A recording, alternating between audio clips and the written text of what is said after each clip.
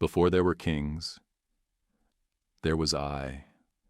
Before there were nations, before there were armies. Before the first iron was pulled from fire and shaped into the edge of a sword.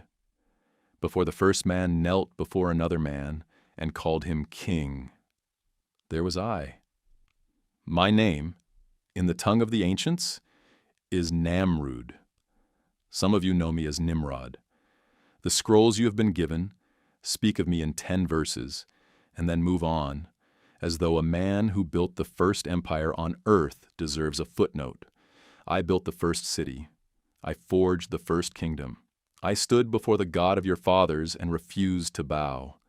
Your rabbis named me in the Midrash Rabbah and said, Nimrod, he who made all the people rebel against God. They wrote that not as an accusation alone.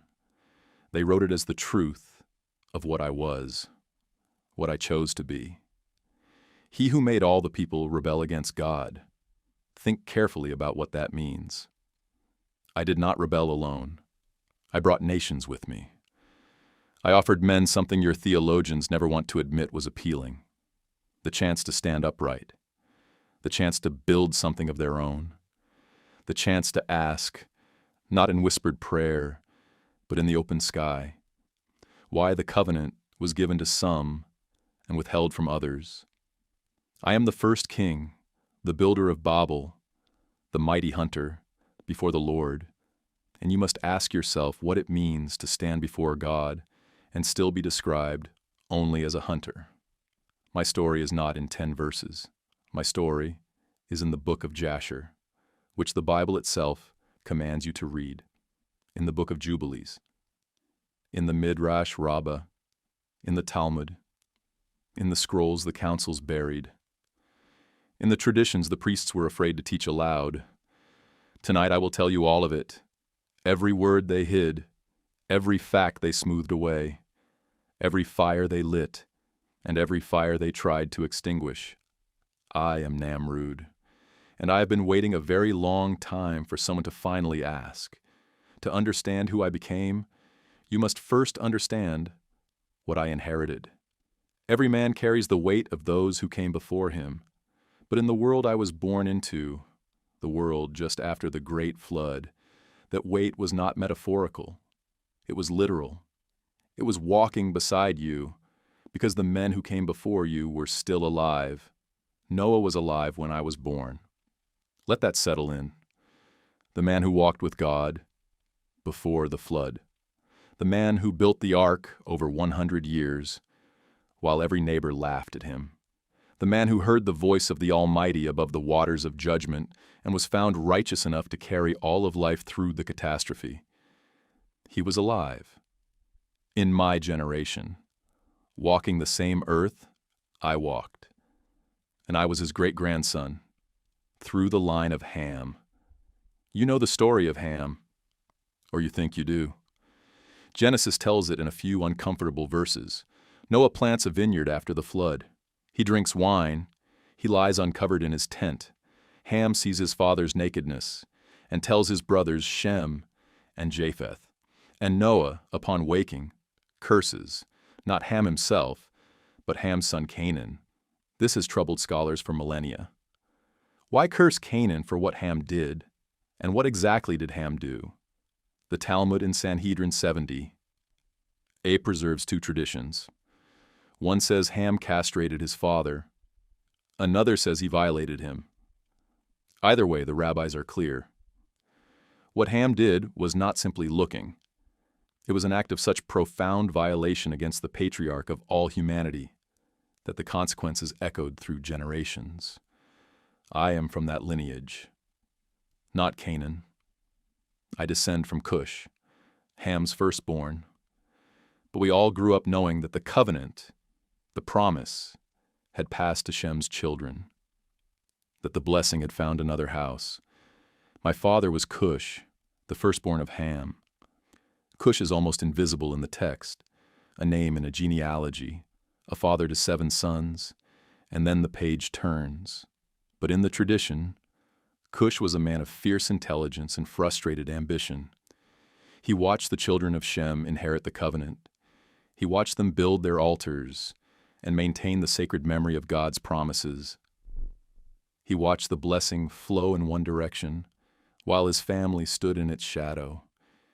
He passed to me what he could not do himself, his fire, his refusal, his conviction that the story had been written by the winners, and that his family had been written out of it.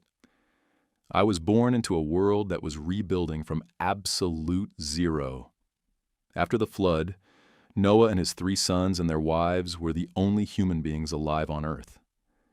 Every road, every city, every field, every name, gone, erased under 40 days of water and months of silence on a boat. The Book of Jubilees, chapter 8, tells us that Noah divided the earth among his sons by lot. Shem received the center of the world, the most blessed and fertile lands. Japheth received the cold northern expanses. Ham received the south, Egypt, the lands of Canaan, the ancient and hot territories. But the division was not equal in what it carried. Shem's children would bear the covenant. The name of God would be spoken in their tents. And Ham's children, we received earth, good earth. But the covenant seemed to pass us by. I grew up watching this division play itself out in daily life. Shem's children maintained the altars, told the stories of the flood, passed the words from father to son. They had the promise. They had the blessing. And I watched the animals from the earliest age. Before I could fully articulate what I was doing, I studied animals, the lion, the wolf, the bull, the eagle, creatures that sent grown men running behind their walls. I watched them and felt something unusual rising in my chest. Not fear, not the urge to run, recognition, as though I and the lion understood each other, as though we were the same kind of creature, apex and ancient, and entirely without apology for what we were, and I began to hunt. The Book of Jasher, chapter 7, verse 23 says, Nimrod was mighty in hunting and in battles, and his favor and his strength were upon him, and all the beasts of the earth, and all the fowls of the heaven feared him. But Jasher says more than that. When I was 40 years old, a war broke out between the children of Ham and the children of Japheth. And Nimrod rose up from among his brethren, and he fought the children of Japheth and subdued them. I was a general before I was a king. I was a defender before I was a conqueror. They did not make me king because I demanded it. They made me king because I saved them, because I stood in front when others ran, because I carried something in me that men recognized as leadership even before either of us had a word for what it was. And here is where the story truly begins. Because with power comes a question that every powerful man must eventually face. If God chose Shem's line for the covenant, if the earth was divided and the blessing was assigned before I was born, with no say from me, what is a man of Ham's blood supposed to do with that? Accept it? I never learned how to accept the things I did not choose. That is not, I think, entirely a character flaw. But it was the beginning of everything that followed. There are garments in this story that no Sunday sermon will mention. Garments that the rabbis of the Midrash speak of in hushed tones. Garments that the Book of Jasher tracks through every generation from creation to my own hands. They are called, in the Hebrew tradition, the katnot or, the coats of skin. Genesis 3:21. After Adam and Eve fell, after the garden was closed, the text says, Unto Adam also and to his wife did the Lord God make coats of skins and clothe them. In the plain reading, this seems unremarkable. God made them clothes. But the Midrash Rabbah on Genesis, Bereshit Rabbah chapter 20, preserves a tradition that these garments were not simple hides. They were made by the direct craftsmanship of the Almighty. And they carried something of that craftsmanship within them, a quality the rabbis struggled to name precisely, but could not deny.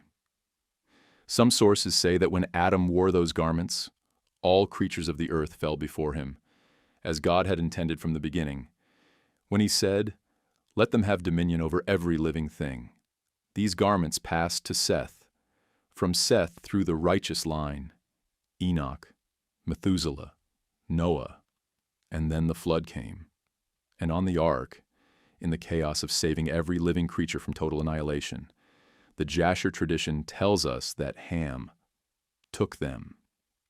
The Book of Jasher, chapter 7, verse 24, Ham took the garments from his father Noah, for he saw them and desired them greatly, for they were very beautiful to look upon. And Ham took them from the ark without the knowledge of Noah.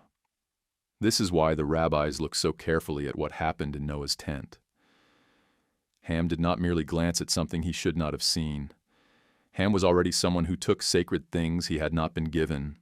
Ham passed them to his son Cush, and Cush, my father, who burned with everything he could not reclaim for his family, passed them to me. Jasher chapter 7, verse 29. Cush gave the garments to Nimrod his son, when Nimrod was 20 years old. I was 20 years old when I first put on the garments that God had made for Adam. I cannot describe what it felt like. I have searched for 20 lifetimes of reflection for the right words, and they do not exist in any language I know. It was not warmth exactly. It was not power exactly. It was more like recognition, the way an instrument recognizes the right key, the way water recognizes the channel cut to receive it, as though I had been made for these garments, and they had been waiting for me to grow large enough to wear them. And then the animals came. Jasher 7:29. Nimrod wore those garments, and God gave him strength and might. And all the beasts of the earth and all the fowls of the heaven came and bowed down to high. The men who watched this did not need a theologian to interpret what they were seeing. They read it the way my generation read everything, directly and without abstraction. They said, God is with Nimrod. God has chosen him. God has marked him with a seal of the first man. And now, I must tell you something that I hope you're old enough to hear. I knew where the garments came from. I knew they had been made by the hand of God for Adam. I knew their power was not originally mine, that it came from something immeasurably older and deeper than my birth. But knowing where power comes from does not always lead a man to acknowledge who that power belongs to. Sometimes, when you feel the power long enough, it begins to feel like it has always been yours. The source blurs. The vessel forgets it is only a vessel. This is not a new temptation. The serpent in the garden knew it. He offered Eve the fruit not by telling her the fruit was hers, but by telling her that eating it would make her like God, that the line between the created and the Creator was smaller than she thought. I did not need a serpent. I had evidence, visible, irrefutable evidence, that the animals bowed to me, that men knelt without being told, that God's oldest authority had found its way to my hands. And the question I asked, the question that changed everything, was this: if God made these garments for Adam, and if Adam's garments have come to me, what is God telling me? I chose to hear in the garment's arrival the voice of destiny. The rabbis of the Midrash say the garments could not make a man righteous by force. They could only reveal and amplify what was already within him. In Adam, they had amplified dominion offered back to God, authority held in service of the one who gave it. In me, they amplified the will to be sufficient unto myself. The garments were both the first chapter of my story and its first warning, a warning written in light that I was too young and too powerful to read correctly. I have had a long time to read it now. Genesis 10, verse 9. 10 words that have defined me to history. He was a mighty hunter before the Lord. Your translations give you hunter, and I was a hunter. I will not pretend otherwise, but the Hebrew phrase is richer than your English allows. The word is Gibor Tzayid. Gibor. the same word used for the Nephilim in Genesis 6:4. The mighty men, the men of renown, men who were something more than ordinary. Zaid, hunter, but not merely of animals. In the ancient usage, Zaid meant one who pursues, who traps, who captures, one who knows the mind of the thing he hunts better than the creature knows its own mind. The Midrash Rabbah on Genesis, chapter 37, section 2, gives us the fuller meaning. He snared men with his mouth. And Rashi, commenting on Genesis 10:9, says, he intentionally sinned against God, and he knew his master, and yet deliberately rebelled against him. Lifnai, YHWH. Before the Lord. The Midrash hears something confrontational in that phrase, standing before someone in the sense of standing against them, facing them, challenging them. A mighty challenger before God. That is who I was becoming. But the hunting of animals was only the first education. The real hunt, the one that built my empire, was the hunt of men's minds. To make men follow you beyond their own family, to gather not a clan, but a nation, you need to offer them something they cannot get from their own patriarch, something that promises more than tradition. I offered them protection, military supremacy, the garments that made beasts bow, and I offered them the most dangerous thing a leader can offer, an identity built on grievance, transformed into ambition. The Talmud and Tractate Pesachim 94b preserves the tradition that Nimrod was not simply a physical warrior. He was a man of tremendous intellect and rhetorical power. He could make the argument for human greatness in a way that was nearly impossible to refute. He took the raw material of human ambition, which God placed in every man. It is not evil in itself, and refined it into something magnificent and terrible. The Midrash notes that Nimrod's name itself became a proverb, even as Nimrod the mighty hunter before the Lord. Genesis 10:9. This was the highest comparator available in the ancient world. When you wanted to describe someone of overwhelming capability, you said, like Nimrod. I became a standard of measurement, a unit of power. Before there was Caesar or Alexander or Solomon, there was Nimrod, and everything that came after was measured against what I had built. The Book of Jasher gives us the detailed account of my military organization. Chapter 7. Nimrod dwelt in Shinar, and he reigned securely, and he fought with his enemies and subdued them, and his kingdom became very great. And all nations and tongues heard of his fame, and they gathered themselves to him, and they bowed down to the earth, and they brought him offer. Nimrod set over his subjects and people princes, judges and rulers. And he placed Terah, the son of Nahor, as the prince of his host, and honored him above all his princes. Terah, the father of Abraham, my trusted prince, one of my most loyal commanders. I tell you this, not as a footnote, but as the thread that runs between my story and the one your faith calls its beginning. The man who raised Abraham served in my court. The future father of all the covenant nations was a subject in my kingdom. We were not strangers to each other's world. We were the same world. For a long time. Genesis 10:10. And the beginning of his kingdom was Babel, and Erech, and Akkad, and Calneh, in the land of Shinar. The beginning of his kingdom. Genesis uses that phrase very deliberately, because before me, there was no such concept. There were no kingdoms in the post-flood world. There were families, tribes, clans organized around a patriarch. I invented the kingdom, not as a metaphor, literally. I was the first man in the New World to consolidate multiple peoples under a single centralized authority, the first to build cities as administrative centers rather than simply shelters, the first to understand that if you want to project power across a landscape, you need permanent stone, not tents that move with the season. Babel, the name that your tradition has made synonymous with confusion and catastrophe. But when I built it, Babel meant something else entirely. The word comes from the Akkadian Babilu, gate of God, the gateway between earth and heaven, the place where the divine and the human might meet. That was my original intention. not chaos. A gateway. A meeting place. A city built for the intersection of heaven and earth. The same thing the patriarchs had always wanted when they built their altars on high places, when they climbed mountains to hear the voice of God. I just did it at a scale they had never imagined. I also built Erech, which your later tradition calls Uruk. Akkad, the administrative center. Calneh, the military stronghold. And then further, Nineveh, the great city on the Tigris. I did not rule a village. I ruled the known world.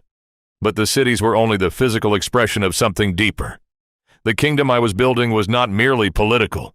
It was theological. I understood something that Shem's children also understood. To rule a people, you must rule their idea of the sacred. A king who only commands armies controls the body.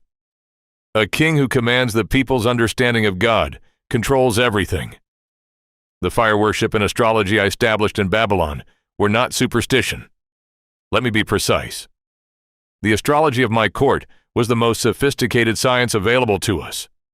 God himself set the lights in the firmament for signs and for seasons. Genesis 1:14. The question was always who the signs were pointing to, and whose name was in them. My astrologers were brilliant men, the best minds of our generation. They mapped the movements of the stars, built the first systematic astronomy, tried to understand the order behind what they saw. They worked for me. But the heavens, as I would learn, were not working for me. I built what scholars would later call a mystery religion, a system of esoteric knowledge available to the initiated and hidden from the common people, a two-tier religious structure, public ritual for the masses, deeper secrets for the inner circle. This two-tier structure became the template for every mystery school, every esoteric tradition, every occult order that followed in the history of the world. Babylon's system was the prototype. And the core claim of that system was this: the divine is not separate from the human. The distance between God and man is not insurmountable. And the city of Babel, the gate of God, was where that distance would be crossed. The people of Shinar, in my generation, were the grandchildren and great-grandchildren of Noah, people who had direct oral memory of the flood, who had fathers and grandfathers who had literally spoken to God, or to men who had spoken to God. These were not people who had forgotten God. They were people who remembered God very well, and who had decided that the relationship between God and humanity needed to be renegotiated. Genesis 11:4. A tower whose top may reach unto heaven. Your theologians interpret this as human pride, man foolishly trying to reach God through engineering. The Book of Jubilees does not let that interpretation stand. Jubilees chapter 10 describes the tower project in its actual dimensions, a structure whose breadth was 203 bricks and whose height amounted to 5,433 cubits. This was not a symbolic gesture. This was a genuine engineering project on an unprecedented scale, 43 years of construction by a unified humanity. The men who watched this did not need a theologian to interpret what they were seeing. They read it the way my generation read everything, directly and without abstraction. They said, God is with Nimrod. God has chosen him. God has marked him with the seal of the first man. And now I must tell you something that I hope you are old enough to hear. I knew where the garments came from. I knew they had been made by the hand of God for Adam. I knew their power was not originally mine, that it came from something immeasurably older and deeper than my birth. But knowing where power comes from does not always lead a man to acknowledge who that power belongs to.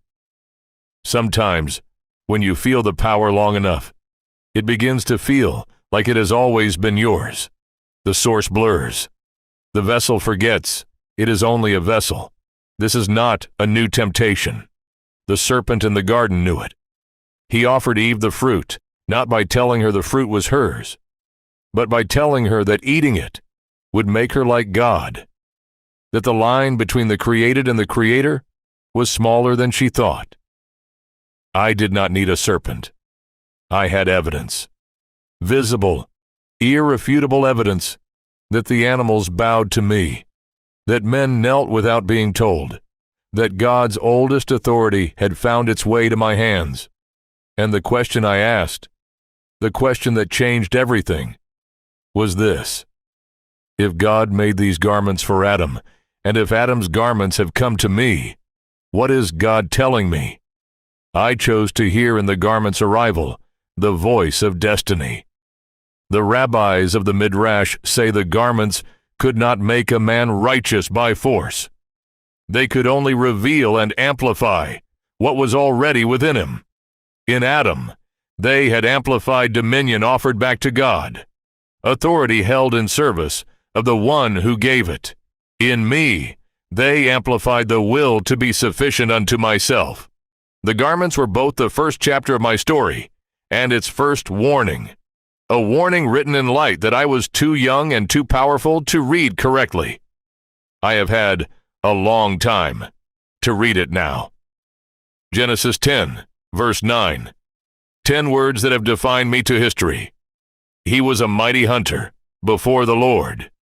Your translations give you hunter, and I was a hunter. I will not pretend otherwise. But the Hebrew phrase is richer than your English allows. The word is Gibor Tzayid.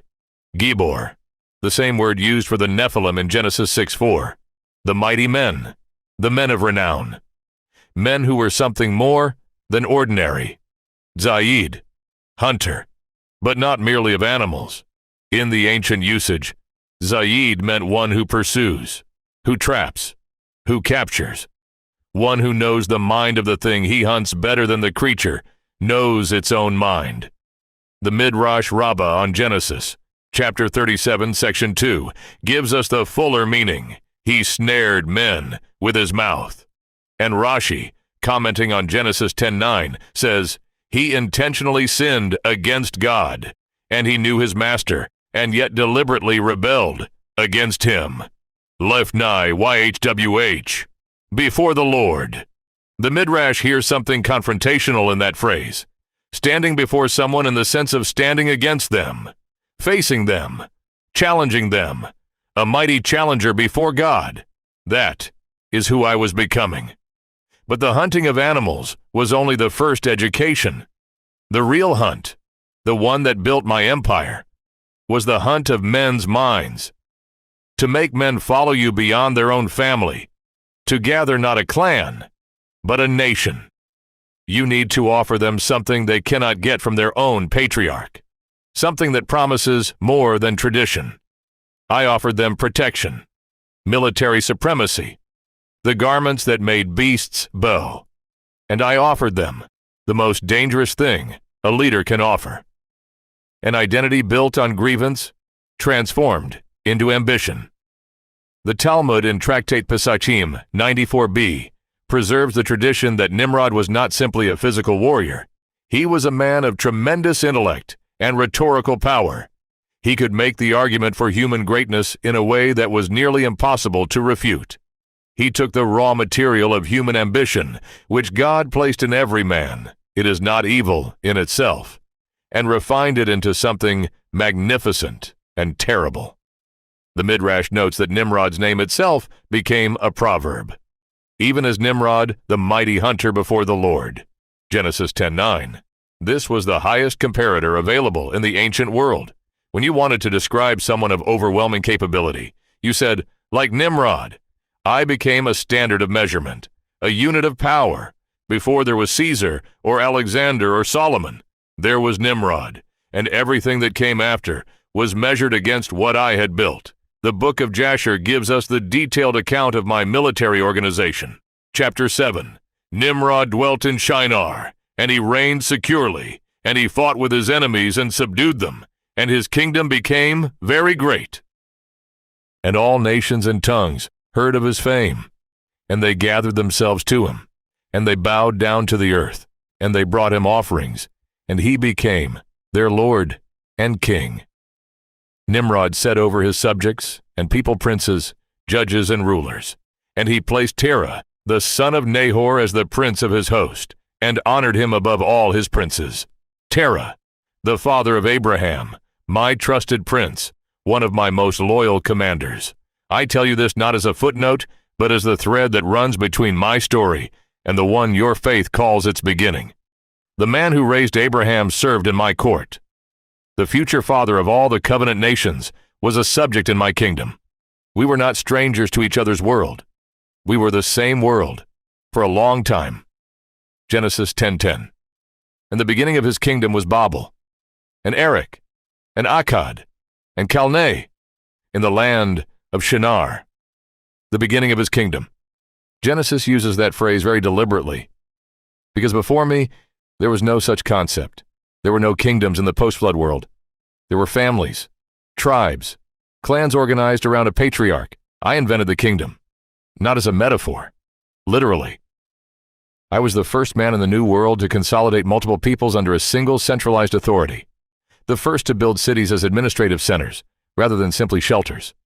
The first to understand that if you want to project power across a landscape, you need permanent stone, not tents that move with the season. Babel, the name that your tradition has made synonymous with confusion and catastrophe. But when I built it, Babel meant something else entirely. The word comes from the Akkadian Babilu, gate of God, the gateway between earth and heaven, the place where the divine and the human might meet. That was my original intention, not chaos, a gateway, a meeting place, a city built for the intersection of heaven and earth, the same thing the patriarchs had always wanted when they built their altars on high places, when they climbed mountains to hear the voice of God. I just did it at a scale they had never imagined. I also built Erech, which your later tradition calls Uruk, Akkad, the administrative center, Calneh, the military stronghold, and then further, Nineveh, the great city on the Tigris. I did not rule a village. I ruled the known world. But the cities were only the physical expression of something deeper. The kingdom I was building was not merely political. It was theological. I understood something that Shem's children also understood. To rule a people, you must rule their idea of the sacred. A king who only commands armies controls the body. A king who commands the people's understanding of God controls everything. The fire worship and astrology I established in Babylon were not superstition. Let me be precise. The astrology of my court was the most sophisticated science available to us. God himself set the lights in the firmament for signs and for seasons. Genesis 1:14. The question was always who the signs were pointing to, and whose name was in them. My astrologers were brilliant men, the best minds of our generation. They mapped the movements of the stars, built the first systematic astronomy, tried to understand the order behind what they saw. They worked for me, but the heavens, as I would learn, were not working for me.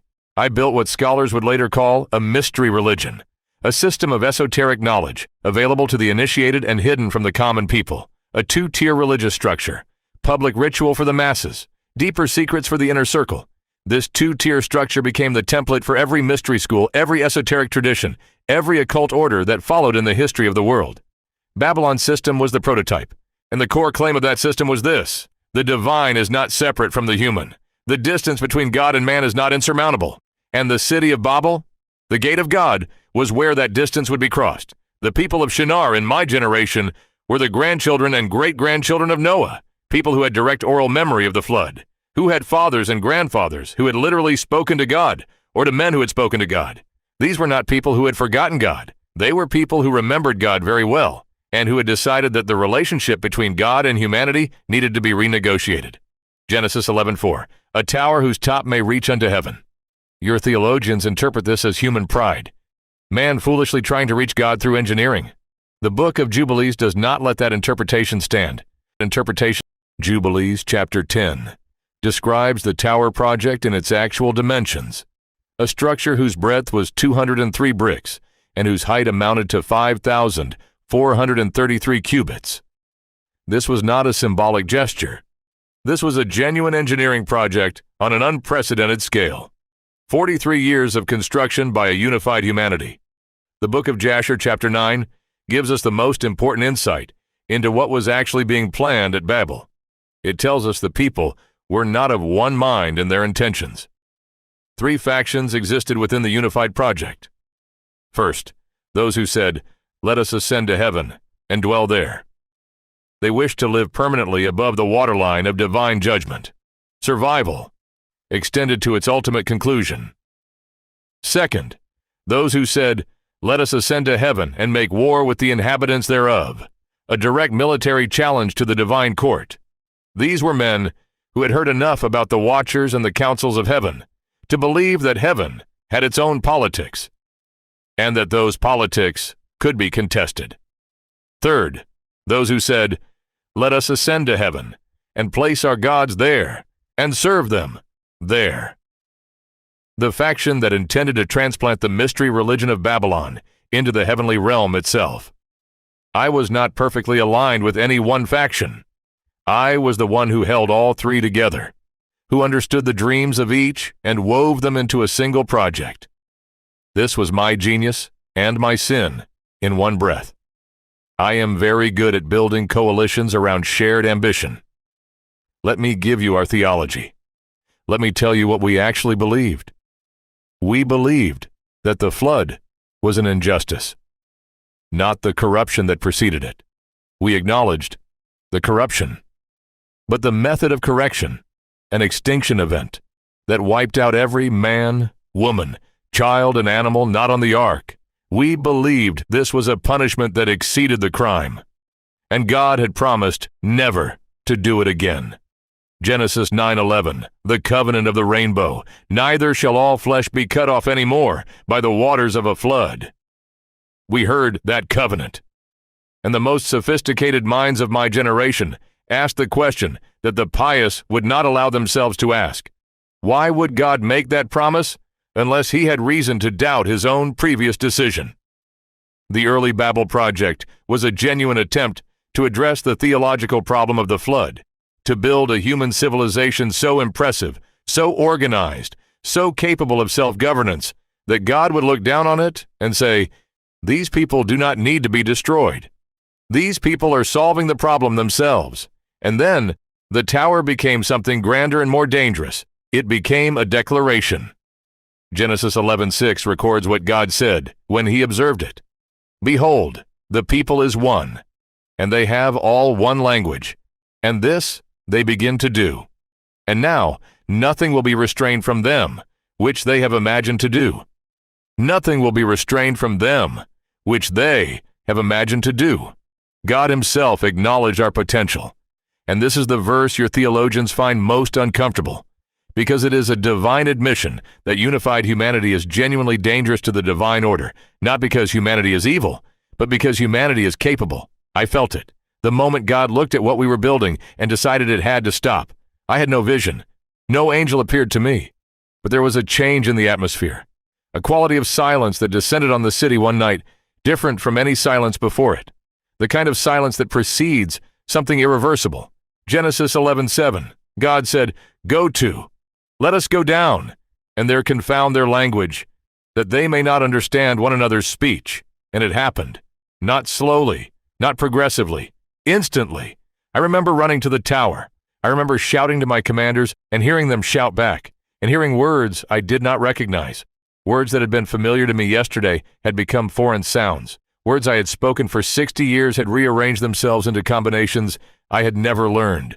The horror of losing the one thing every human being takes entirely for granted, the ability to make yourself understood. Within days, the great unified civilization of Shinar was dissolving.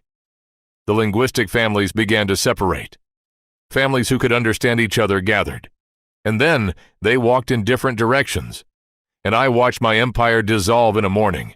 I have thought about that moment every day since, not with regret for trying. Let me be honest with you. I have never fully regretted the vision. The vision was real. The ambition was real. The belief that humanity could organize itself into something that God would have to take seriously.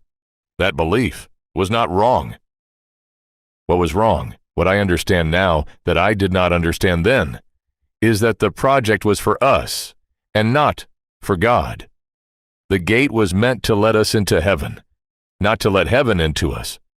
We were trying to reduce the distance between man and God by elevating man, rather than by the method God had always preferred, which is that man bends and God descends. The tower was the greatest architectural achievement in human history up to that point, and it was stopped not by an army, not by a flood, not by a plague, but by something so simple and so absolute that you almost have to respect the efficiency of it. God touched our tongue, and everything else fell apart on its own.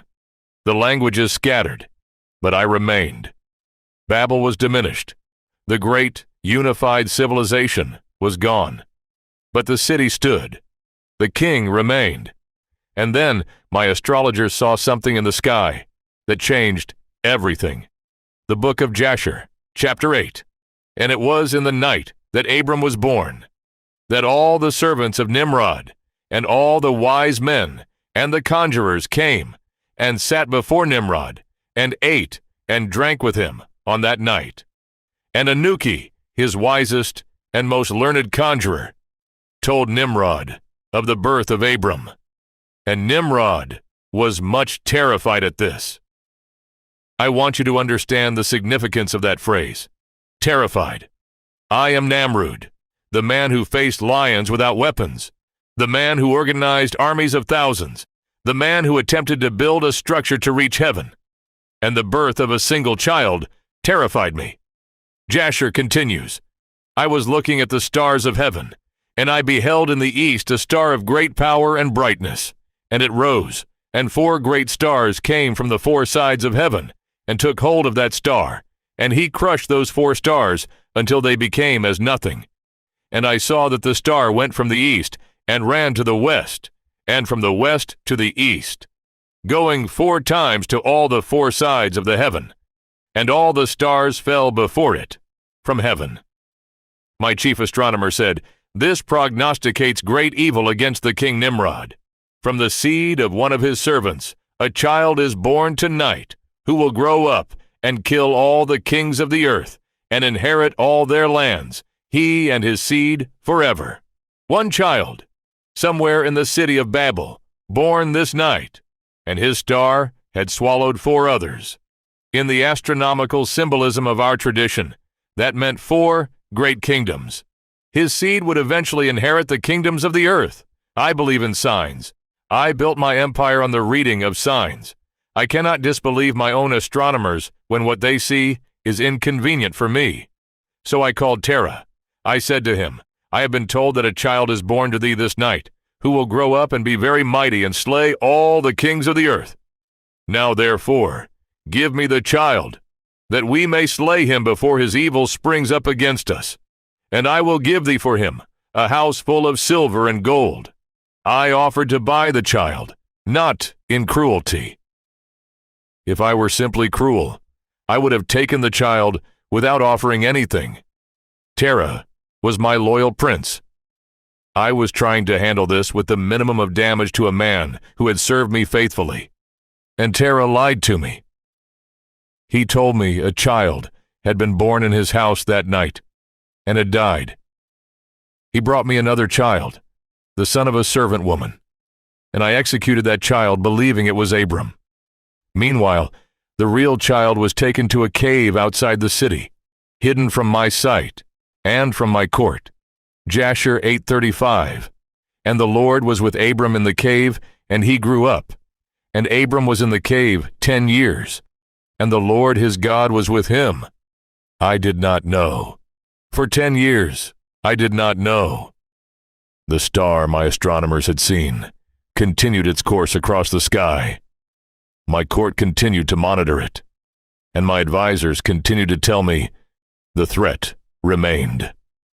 But no child could be found, and the years passed, and I told myself that Terah had given me the right child, that the prophecy had been averted. The stars, it turns out, are not written in the language of kings. They are written in the language of God.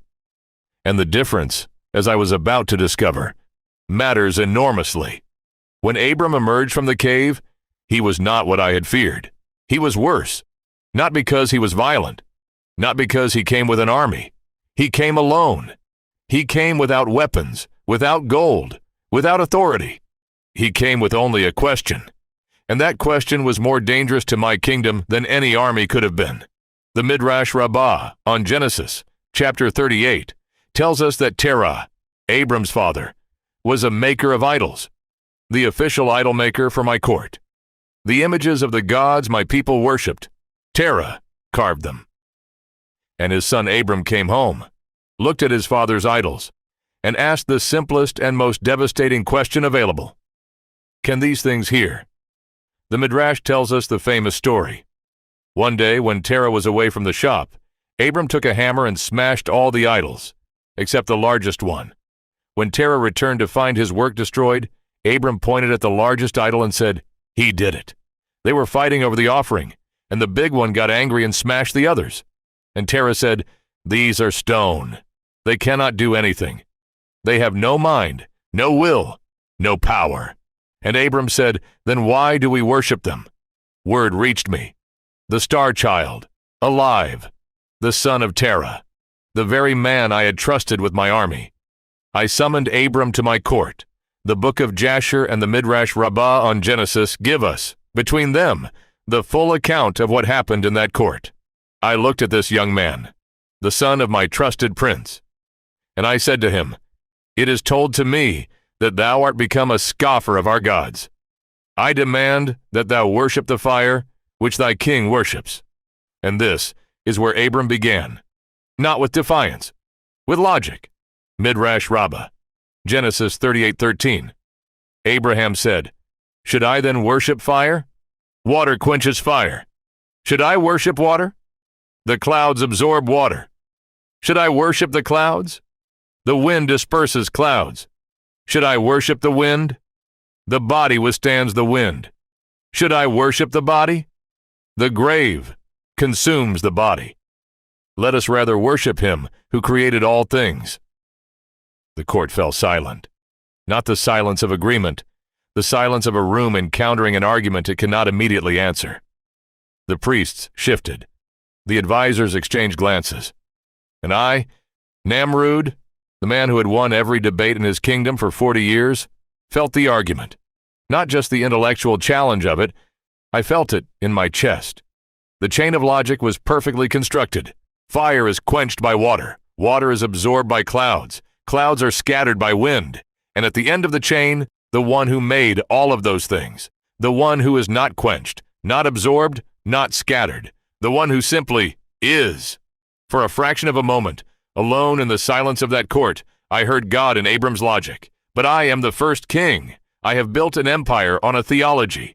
My priests serve a system I constructed. My people believe in what I have established. If I surrender to this young man's argument in my own court, every pillar of everything I have spent my life building will collapse.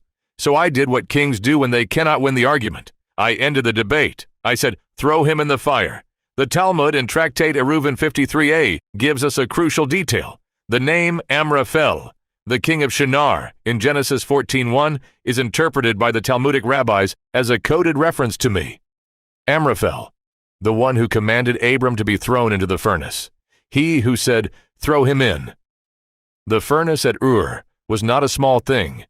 Jasher records that Nimrod ordered it, prepared with an intensity designed to make the outcome both certain and public. This was not a private execution. This was a demonstration. This was Nimrod saying to every person in the city, "This is what happens when you reject the gods. But what happened in that furnace is what broke the last of my certainty." Jasher 12:17. And Abram called to God and said, "Help me, O Lord, for thou only art my strength and my salvation, and my trust is in thee alone." And the Lord heard the voice of Abram, and he descended to Abram in the furnace of fire. And Abram walked out, unburned, untouched, without the smell of smoke on his clothing. My brother's son, Haran, was also there. The Jasher text tells us that Haran had been watching, calculating. He had thought to himself, "I will wait and see what happens. If Abram lives, I will declare for Abram's God. If he dies, I will declare for Nimrod." Abram lived, and Haran stepped forward. He said, "I believe in the God of Abram." And my soldiers, still processing what they had just witnessed, threw Haran into the fire. and Haran burned. Not because God abandoned him, but because Haran had not come to his faith through conviction. He had come through calculation. He had gambled on a God he did not know, and the fire knew the difference. I stood before Abram when he walked out of my furnace, unmarked, breathing easily, and I did something no one in my court expected. I asked him a question. I said, "Abram, who is your God?"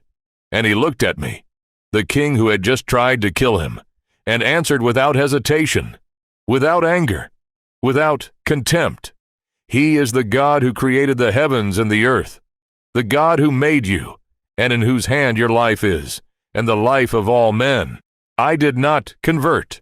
I want to be honest with you about that. I did not kneel. I did not say the words. The empire was still standing around me. The priests were still watching. The machinery of everything I had built was still operating, but something in me had broken. The certainty, that absolute certainty I had carried since the day I first put on the garments of Adam and felt the animals bow. That certainty that I was the appointed one, the chosen vessel, the man marked by God for greatness. It cracked in the heat of that furnace, because God had descended into that furnace for a young man with nothing. No kingdom, no garments, no army, no astronomical proofs, just a voice saying, "Help me. Only you are my strength." And that had been enough. I let Abram go. The Midrash tells us I gave him gifts, that I released him with honor. What the Midrash does not say, but what I carry with me in this telling, is that I gave him gifts because I did not know what else to do. I had thrown the God of heaven's chosen man into a fire, and the fire had refused him. I had done my worst, and it had produced a miracle. How do you continue building an empire on a theology that has just been publicly and irrefutably disproved? You learn, slowly and at great cost, that empires have more inertia than theology. The machinery keeps running long after the man running it has lost his faith in it.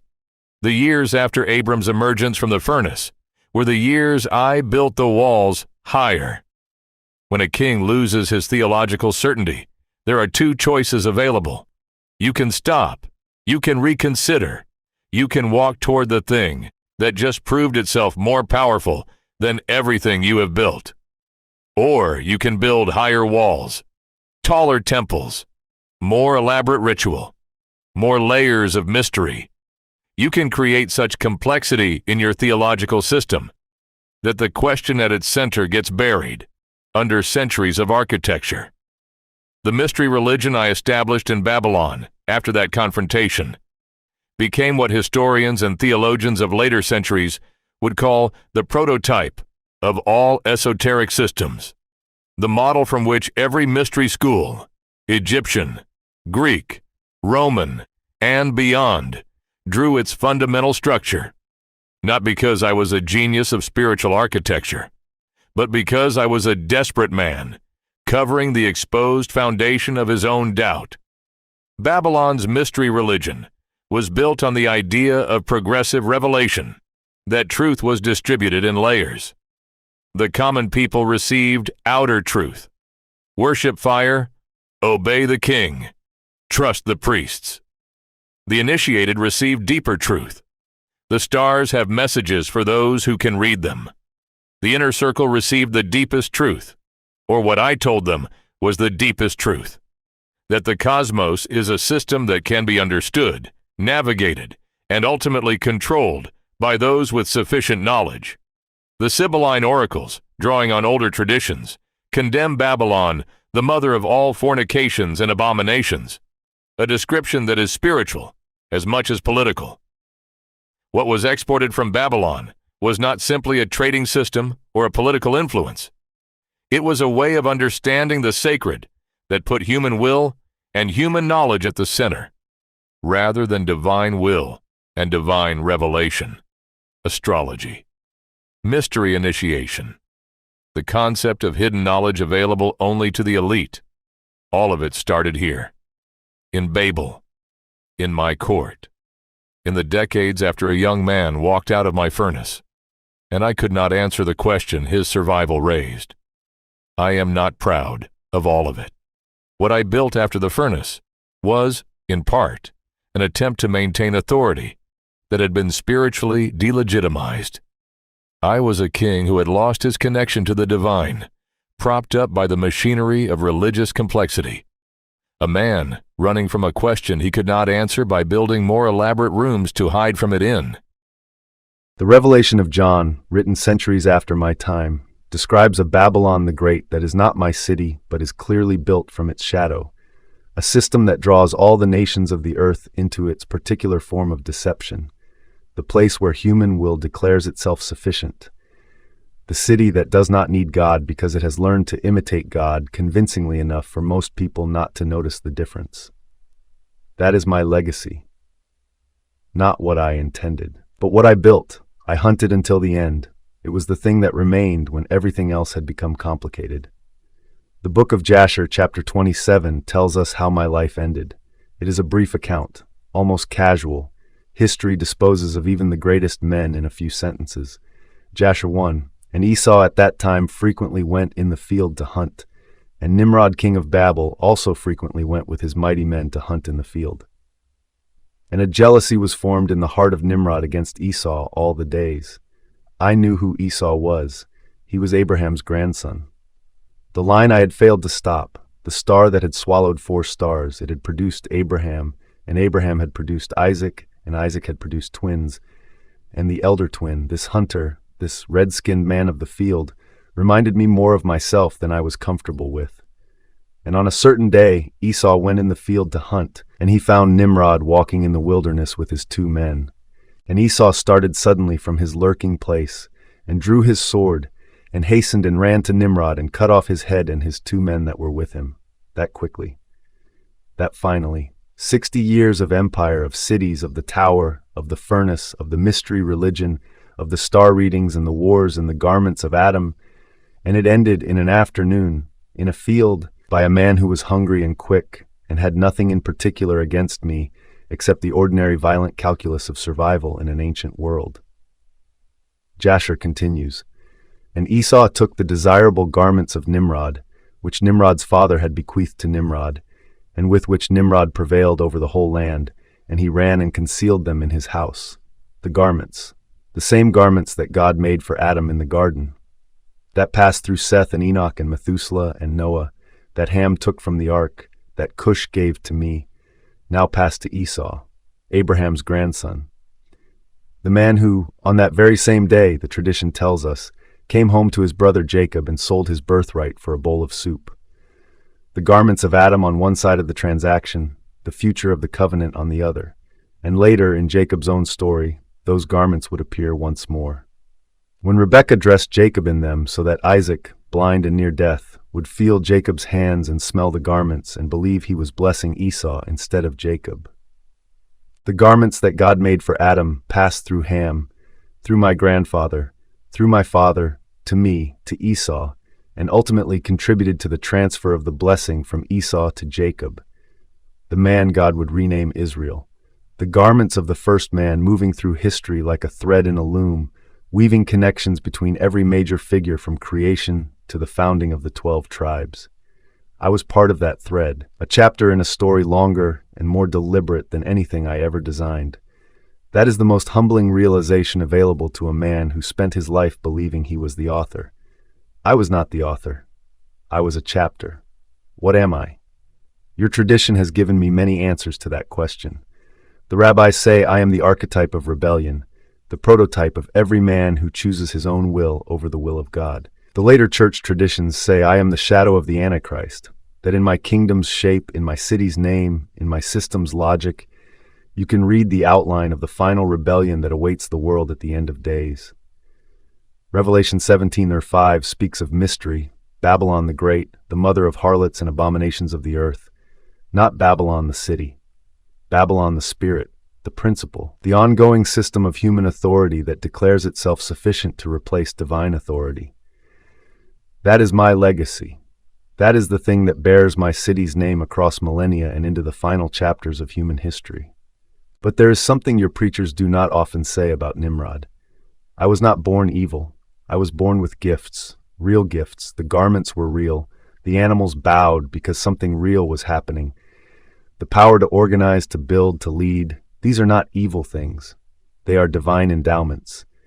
Given by the same God I spent my life misaligning myself with. I was not the opposite of the covenant. I was a distortion of it. A man given the tools of divine purpose, who chose to use them for his own architecture rather than God's.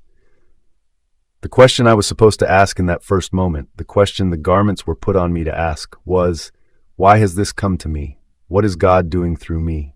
The question I asked instead was, what can I build with this? It is a small pivot, one question different, and it produced everything that followed. I am not a monster. I am a mirror.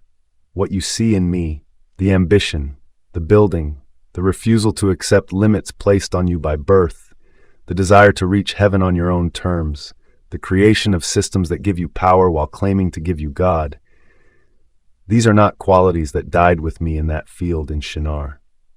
These are the standing questions of every generation, every civilization that has attempted to reach heaven through human achievement, every theological system that has replaced direct relationship with God with complex religious machinery, every kingdom that has encoded its political authority in sacred language, every institution that keeps the deeper truth for the initiated and gives the outer people ritual without reality.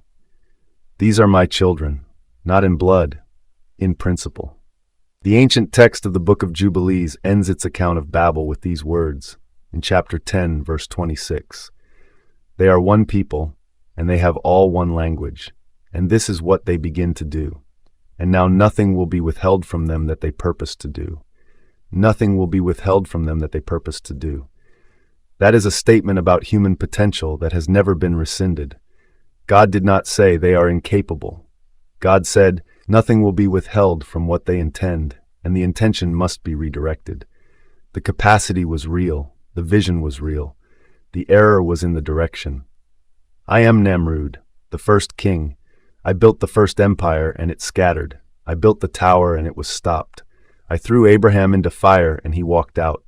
I tried to write my name into the stars, and the stars continued their original course without me. What I am is the proof of something your faith has been saying since the beginning. Human greatness is real. Human capacity is enormous. Human ambition can build things that make God himself pause and say, nothing will be withheld from them. And all of that greatness, turned toward itself instead of toward its source, builds Babylon, every time. The star my astronomers saw the night Abram was born, the star that swallowed 4 others, it is still in the sky. I know that now. I have had a long time to look at it.